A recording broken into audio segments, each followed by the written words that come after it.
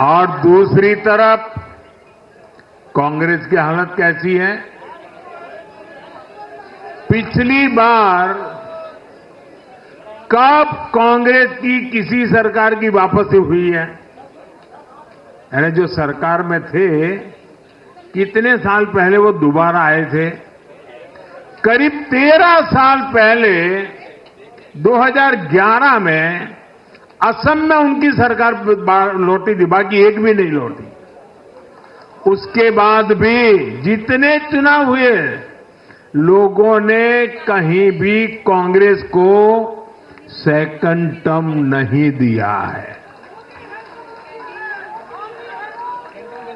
आपको जानकर के हैरानी हो जाएगी दोस्तों, देश में कितने ही राज्य हैं जहां कांग्रेस कभी 60 साल पहले वहां थी, कहीं पर 50 साल पहले थी, कहीं पर 40 साल पहले थी।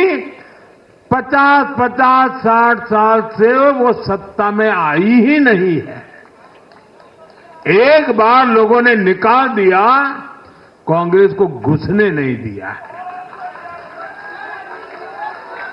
देश के ज्यादातर राज्य के लोगों ने कांग्रेस के लिए नो एंट्री का बोर्ड लगा दिया है। पहले कांग्रेस सोचती थी कि वो चाहे काम करे या न करे, लोग तो उसको वोट देंगे ही। लेकिन अब कांग्रेस की पोल खुल चुकी है, उसका डिब्बा गोल हो चुका है। साथियों, कांग्रेस सत्ता को अपना जन्मसिद्ध अधिकार मानती है। सरकार में ना रहने पर कांग्रेस की हालत जल बिन मछली जैसी हो जाती है। इसलिए वो सरकार में आने के बाद देश को, समाज को भी दांव पर लगाने से नहीं हिचकती। आज पूरा देश देख रहा है कि कैसे कांग्रेस हमारे समाज में जाति का जहर फैलाने पर उतर आई है।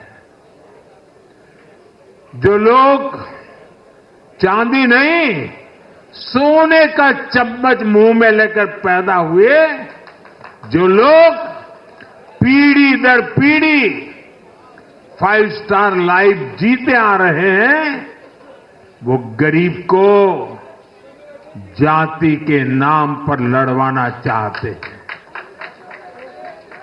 हमारे दलित, पिछड़े, आदिवासी समाज को भूलना नहीं है।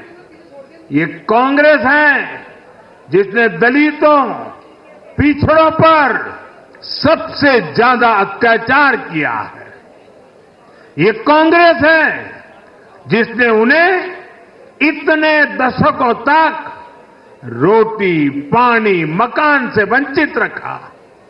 ये वो लोग हैं जो 100 साल बाद भी सत्ता मिलने पर कभी किसी दलित, पिछड़े, आदिवासी को प्रधानमंत्री नहीं बनने देंगे। सच्चाई ये है कि कांग्रेस का परिवार दलितों, पिछड़ों, आदिवासियों, इनसे नफरत करता है, उनसे चिढ़ता है। इसलिए आज जब दलित, पिछड़े, आदिवासी शीर्ष स्थान पर जा रहे हैं, तो इनके पेट में चूहे दौड़ने लग जाते हैं। हरियाणा भी इन्होंने दलितों को, ओबीसी को भागीदारी देने से साफ इनकार कर दिया था। उन्होंने दलितों और पिछड़ों को भी अपमानित किया। कांग्रेस के शाही परिवार ने तो डंके की चोट पर कहा कि वो आरक्षण खत्म कर देंगे। दलित और पिछड़ों का आरक्षण छीनकर कांग्रेस अपने वोट बैंक में देना चाहती थी। हरियाणा भी वो यही करने जा रही थी।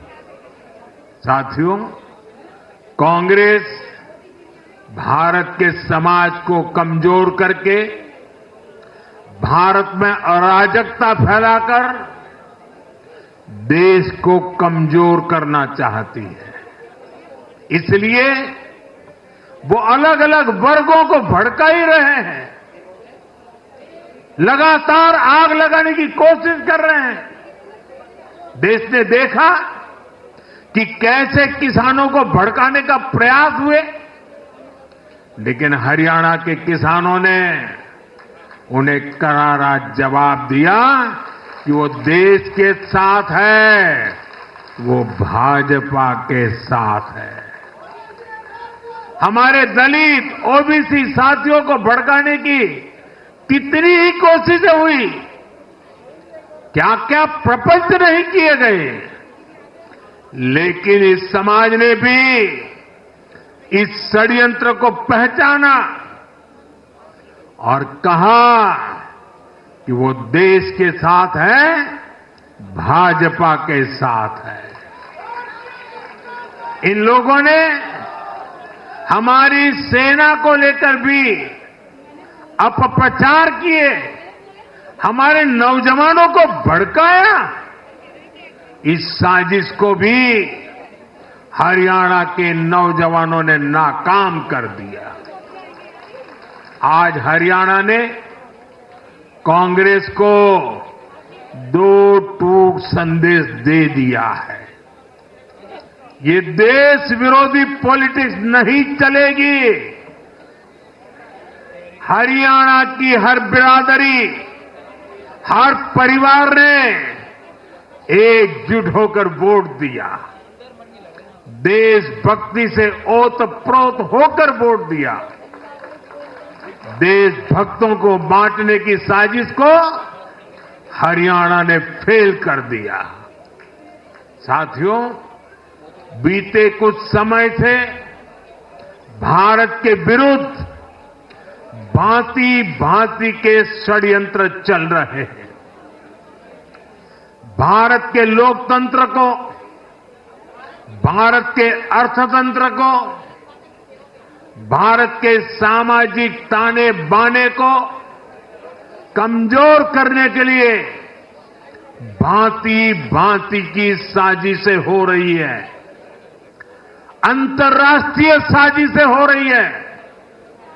आज मैं बहुत जिम्मेदारी के साथ मेरे प्यारे देशवासियों से कह रहा हूं कि कांग्रेस जैसी राष्ट्रीय पार्टी और उनके चट्टे बट्टे इस खेमे में शामिल है, इस खेल में शामिल है।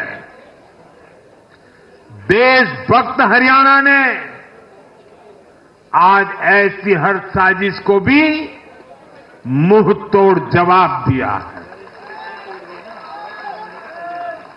भारत और हर भारतीय को संकल्प लेना है कि हम ऐसी किसी साजिश को सफल नहीं होने देंगे। भारत विकास के रास्ते से नहीं भटकेगा। साथियों, आज के चुनाव नतीजों ने एक और बात स्पष्ट की है। कांग्रेस आज पूरी तरह परजीवी पार्टी बन गई है।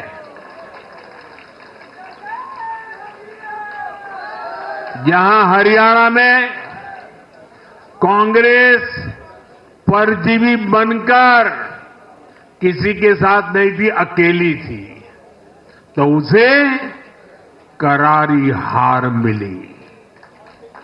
जम्मू कश्मीर में उसकी सहयोगी पार्टी डर के मारे पहले से कई कह रही थी कि कांग्रेस की वजह से उसे नुकसान हो रहा है, और आज के नतीजों में भी वही दिखा है। आपको याद होगा, लोकसभा चुनाव के नतीजों ने भी हमने यही देखा था। लोकसभा में कांग्रेस जितनी सीटें जीती, उनमें आधी से ज्यादा सीटें वो अपने सहयोगियों की वजह से जीती है। इसके अलावा जहां सहयोगियों ने कांग्रेस पर भरोसा किया, वहां उन सहयोगियों की ही नैया डूब गई। कई राज्यों में कांग्रेस के खराब प्रदर्शन का खामियाजा उसकी सहयोगी पार्टियों को उठाना पड़ा। कांग्रेस ऐसी परजीवी पार्टी है जो अपने सहयोगियों को ही निगल जाती है। साथियों, कांग्रेस एक ऐसा देश बनाना चाहती है जहां लोग अपनी ही विरासत से नफरत करते हो, अपनी राष्ट्रीय संस्थाओं पर शंका करते हो। जिस पर देशवासी गर्व करते हैं, कांग्रेस उस हर चीज की छवि को दुर्बल करना चाहती है। देश का चुनाव आयोग हो, देश की सेना हो, हमारी पुलिस हो, देश की न्यायपालिका हो, कांग्रेस हर संस्था पर दाग लगाना चाहती है। आपको याद होगा, लोकसभा चुनाव का परिणाम आने के पहले इन्होंने किस तरह का कोहराम मचाया था। चुनाव के दौरान भी ये लोग, इनको सहयोगी दल, इनके अर्बन नक्सल साथी कितनी बार कोर्ट गए, सुप्रीम कोर्ट तक गए। और किस लिए? ताकि ये लोग चुनाव आयोग की संवैधानिक निष्पक्षता पर बट्टा लगा सके। आज भी उन्होंने ऐसा ही काम किया है। आज भी कांग्रेस ने देश की जनता को गुमराह करने की कोशिश की है। कांग्रेस हर बार यही कोशिश करती है कि हमारी संस्थाओं की निष्पक्षता पर सवाल उठाए, उसकी प्रतिष्ठा पर आघात करे। कांग्रेस की यही आदत रही है। कांग्रेस बड़ी बेशर्मी से ऐसी करतूतें करती आ रही है।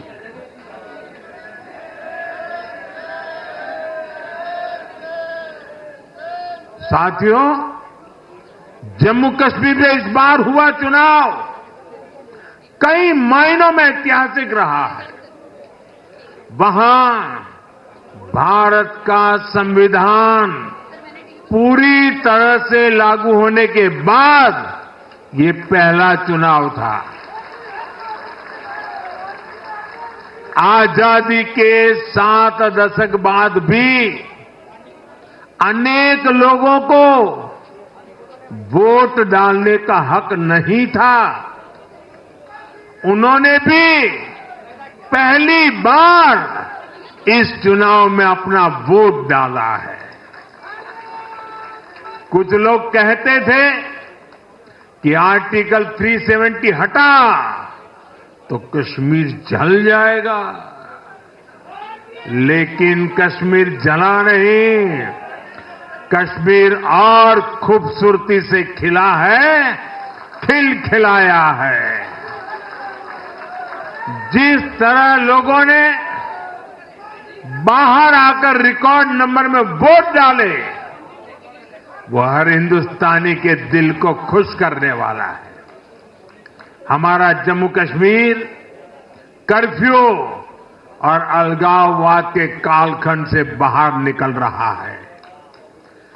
1947 के बाद पहली बार हमारी सरकार ने जम्मू कश्मीर में बीडीसी के चुनाव कराए। आज पहली बार प्रशासन के हर स्तर पर, फिर चाहे वो विधायक हो, बीडीसी हो, डीडीसी हो